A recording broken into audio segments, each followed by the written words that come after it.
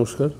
হ্যাঁ, স্পেশালি যেটা হচ্ছে যে কিছু ডাক্তার মানুষ আছেন যারা হয়তো সকালবেলা থেকে রাত অবধি প্রচুর মৃত্যুকে চোখের সামনে দেখেন, হয়তো ওনারা জানেন এটাই ভবিতব্য, কিন্তু কিছু কিছু মৃত্যু না তাদেরকে খানিকক্ষণের জন্য স্তব্ধ করে দেয়, কাজ করতে পারে না, মানে কাজ করতে দেওয়ার যে কী বলবো মনের যে জোর যেটা সেটা প্রদান করতে পারে না। একটা হঠাৎ যদি কোনো কারণে ফুটফুটে বাচ্চার মৃত্যু হয়ে যায়, যেটা লাস্ট দিনকে হলো, অটোমেটিক্যালি তিনটে বাচ্চার মৃত্যু হলো। হ্যাঁ, মানে যেগুলো আমার মনে হয় যে পুজোর যে মহলটা ছিল, পুজোর যে জায়গাটা ছিল, সেটা যদি আমরা খানিকটা ভাবি, শ্যুটটাই কেটে গেল, শ্যুটটা কোথাও না কোথাও যেন আমাদের এগেনস্টে গিয়ে বেজে গেল না।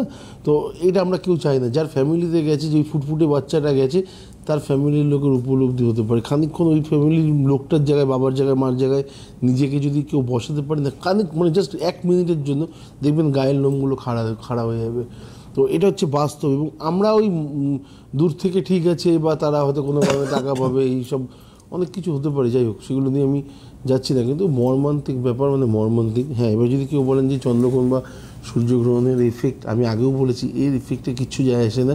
আগের বছর চন্দ্রগ্রহণ সূর্যগ্রহণ কিচ্ছু হয়নি, কিন্তু তার সত্ত্বেও বোম্বে কিন্তু ভেসে গেছিলো। হ্যাঁ, তো তা তো উত্তরাখণ্ডে এতগুলো লোক মারা গেছে। হ্যাঁ, উত্তরাখণ্ডের লোক মারা গেছে। তো চন্দ্রগ্রহণ সূর্যগ্রহণের জন্য যদি কেউ যদি বলেন যে আমি বলেছিলাম না এই এক্সাম্পলের জন্য এই হবে, না, আপনার বলাতে কিচ্ছু যায় আসে না, তার বলার জন্য কিছু হবেও না। হ্যাঁ, এটার সাথে তার কোনো রিলেট নয়, কারণ এর জন্য হ্যাঁ আমরা জানি যে মা যদি কোনো নৌকাতে আসে তাহলে চারপাশ ভেসে যাবে, খুব কমন ব্যাপার। মা যদি ঘোড়াতে আসেন তাহলে চারপাশে খরা সৃষ্টি হবে, মানে ধুলো উড়িয়ে আসেন।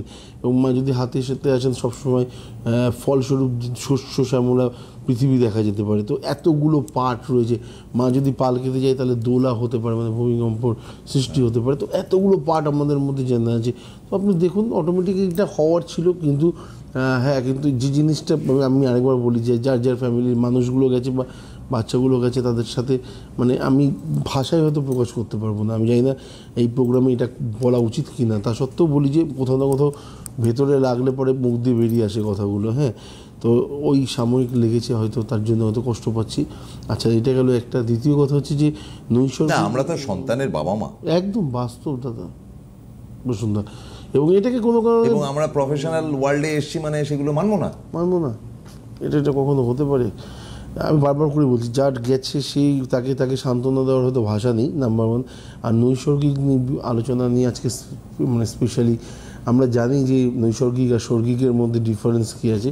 আমি জানি যে আমার কোনো কারণে মানে কী বলবো, পৃথিবীতে জন্ম হয়েছে, এবং আমার টাইম কোথাও না কোথাও দেখছি যে যবে থেকে 13 বছর ক্রস করেছে, হয়তো বাবাকে হারাতে হলো বা মাকে হারাতে হলো, তারপরে স্ট্রাগলের একটা পরিমাণ, অথবা তারা আছেন অসুস্থ আছেন, তাদেরকে ঠিক রাখার জন্য, তাদের ওষুধের জন্য আমাকে সংসারের কাজের জন্য বেরিয়ে পড়তে হচ্ছে।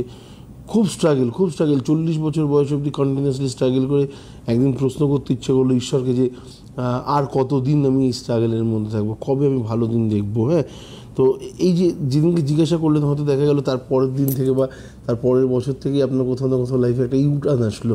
আমরা বলি না যে ওই লোকটা কী ছিল, দেখেছিস কী কাজ করতো, সেই লোকটা আজকে কী করছে। তো ডিফারেন্স হচ্ছে ওই লোকটাই আগে যে 15 বছর বয়স থেকে 40 বছর, 25টা বছর জীবনের কি কাটিয়েছে, সেই জায়গাটা নিয়ে আমরা কেউ আলোচনা করি না। কিন্তু ওই সময় উনি অনেক এক্সপিরিয়েন্স গ্যাদার করেছে, এবং ভগবান কোথাও না কোথাও খুশি হয়েছেন। যেটা উনি এতদিন করেছেন সেটা কোথাও না কোথাও তার আগের জন্মে না করে আসা কর্মগুলোকে উনি এই বছর 25টা বছর নিজের জীবনে দিয়ে কমপ্লিট করলেন। এটা গেল দ্বিতীয়।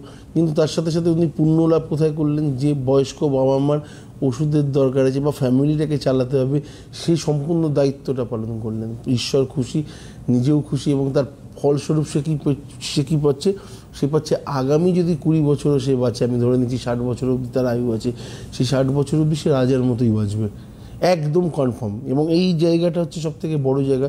এবং তার স্বর্গ লাভটা, যেটা তার হয়নি, আগের বার হয়নি, যে কারণে তাকে আরেকবার জন্ম, আমরা বলি না পাপ পুণ্য, স্বর্গ নরক পাতাল সব কিছু আমাদের এইখানেই আছে, তার জন্যই তাকে এখানে আরেকবার আসতে হয়েছে, যোনি লাভ করতে হয়েছে, যোনির মধ্যে দিয়েই তাকে পৃথিবীতে আসতে হয়েছে।